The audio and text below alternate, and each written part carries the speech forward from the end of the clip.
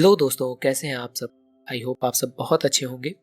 तो इस सीरीज की शुरुआत में एक आदमी को दिखाया जाता है जिसके पास कॉल आता है कि रैंडल की मौत हो चुकी है। ये सुनते ही वो यह कहकर कॉल कट कर देता है कि उसको पता है अब उसको क्या करना है। वो अपने सारे इंपॉर्टेंट पेपर डॉक्यूमेंट्स एक जगह रखकर अपने लॉकर से एक की निकालता है और अपने आप को उस की से जला लेता है। नेक्स्ट सीन में हम देखते हैं टाइलर, बॉडी, किंजी और उन सब की मॉम नीना को, जो कि एक साथ मैसन शिफ्ट होने जा रहे होते हैं। रास्ते में वो एक आइसक्रीम की शॉप पे रुककर आइसक्रीम लेते हैं, फिर अपने घर की हाउस की तरफ बढ़ते हैं जहां उनका वेलकम बॉडी के अंकल डंकिन करते हैं। ये लोग इतना बड़ा घर देखकर सरप्राइज्ड हो जाते हैं और घर को देखने में लग जाते हैं।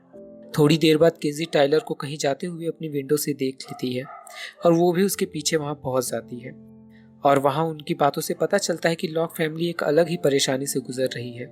टाइलर का मूड चेंज करने के लिए किंजी एक फोटो लेती है और अपनी मॉम को भेजती है, जिसके बाद कहानी फ्लैशबैक में पीछे चली जाती है जहां हमें रिवील होता है कि सैम नाम के लड़के ने टाइलर के डैड की हत्या की थी, जिस वजह से इन लोगों को मैसन शिफ्ट होना पड़ा। अब सैम ने रैंडल को किस वजह से मारा और सैम कौन है, ये हमें आगे की सीरीज में पता चल जाएगा। तो आगे हमें दिखाया जाता है कि बॉडी फोटो लेते लेते घर के बगल बने एक वेल हाउस में चला जाता है, जहां फोटो लेते वक्त उससे एक फोटो कुएं में गिर जाती है। वो वापस जाने ही वाला होता है कि बॉडी पीछे मुड़कर देखता है तो उसे वो फोटोग्राफ ऊपर रखी मिलती है। वो कुएं में आवाज लगाता है, हेलो, क्या तुम मेरी इको हो? अंदर से एक लेडी की आवाज आती है, हाँ मैं हूँ बॉडी। बूढ़ी इतना सुनते ही डर के मारे तुरंत वहां से भाग जाता है। और दूसरी तरफ हम देखते हैं बॉडी की मॉम और अंकल घर की हालत को लेकर बहस कर रहे होते हैं। तभी टाइलर आकर बताता है कि बॉडी किसी बात से डर गया है। वो सबको लेकर वेल हाउस के पास जाता है। बॉडी सबको बताने की कोशिश करता है कि अंदर कोई लड़की है, लेकिन टाइलर उसे डांट कर यहाँ वापस आने से मना कर देता है। अगले दिन टाइलर बॉडी नाश्ता कर रहे होते हैं और अपने स्कूल के बारे में डिस्कस कर रहे होते हैं और वहां पर डंकिन के आ जाने से सब वहां से चले जाते हैं। डंकिन को बोस्टन किसी काम से जाना था तो वो भी वहां से जाने लगता है। जाते जाते वो घर को बुरा भला कहकर वहां से चला जाता है। नेक्स्ट सीन में दिखाया जाता है कि कुछ लड़कियां स्कूल में उन्हीं की बातें कर रही होती हैं। फिर लंच टाइम में अकेले सुनसान जगह पे किंजी लंच कर रही होती है। तभी वहां स्कॉट आकर बैठ जाता है और दोनों बातें करने लगते हैं। और दूसरी तरफ टाइलर को मैच की प्रैक्टिस करते वक्त उसके डैड के डेथ का दिन का कुछ फ्लैश रिमाइंड होता है, जिसके बाद वो मैच का प्रैक्टिस रोककर रेस्ट करने लगता है। तभी वहां कुछ लड़के आके उससे दोस्ती करते हैं। नेक्स्ट सीन की हाउस की तरफ शिफ्ट होता है।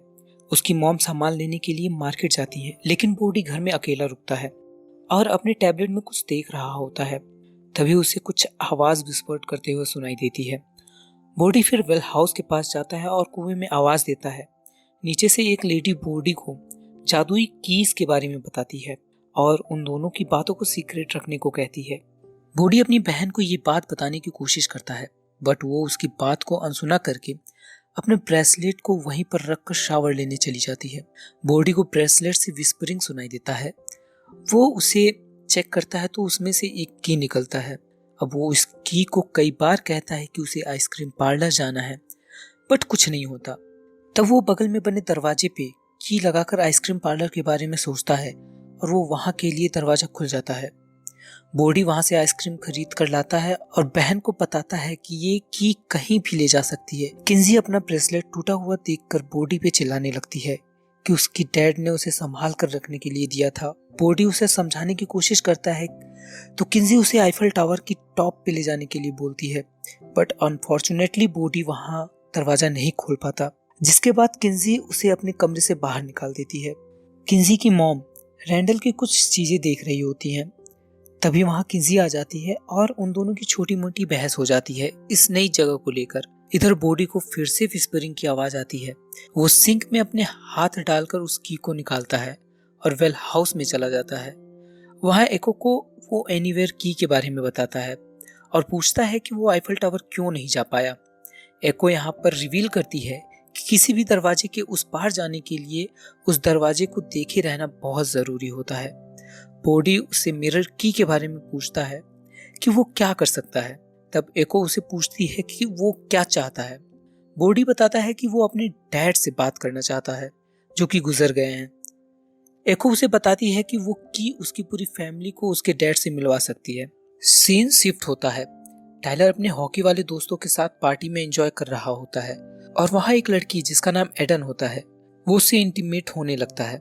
तभी सैम का इल्यूजिनेशन करने लगता है कि उसके डैड की मौत उसकी वजह से हुई है। इधर दूसरी तरफ किंजी भी अपने दोस्त स्कॉट के ग्रुप में पहुंच जाती है और वो सब बैठकर मूवी एंजॉय कर रहे होते हैं। तभी स्कॉट मूवी का रिव्यू देता है कि हीरोइन को छुपना नहीं चाहिए, उसे लड़ना चाहिए, जिस बात से किंजी उस दिन को याद करती है जब वो अपने भाई को उसके डैड के कातिल से बचा रही थी। ये सब सोचने के बाद किंजी गुस्से में वहां से जाने लगती है। स्कॉट उसे रोकने की कोशिश करता है बट दोनों में बहस होती है और किंजी वहां से चली जाती है। रास्ते में टाइलर किंजी को रिसीव करता है। इधर बॉडी की को लेकर मिरर के दरवाजे पे लगाने की कोशिश करता है बट नहीं लगता। फिर अपने आप मिरर में की होल बन जाता है जिसमें की लगाते ही बॉडी का रिफ्लेक्शन मिरर में बुलाने की कोशिश करता है। मिरर में हाथ डालते ही हाथ मिरर के अंदर चला जाता है। तभी बॉडी की मॉम उसे बुलाते हुए वहां पहुंच जाती है। वो मिरर को देखते ही हेलुसिनेट हो जाती हैं और मिरर के अंदर चली जाती हैं। जब तक उसे कुछ समझ आता वो वहां फंस चुकी थी।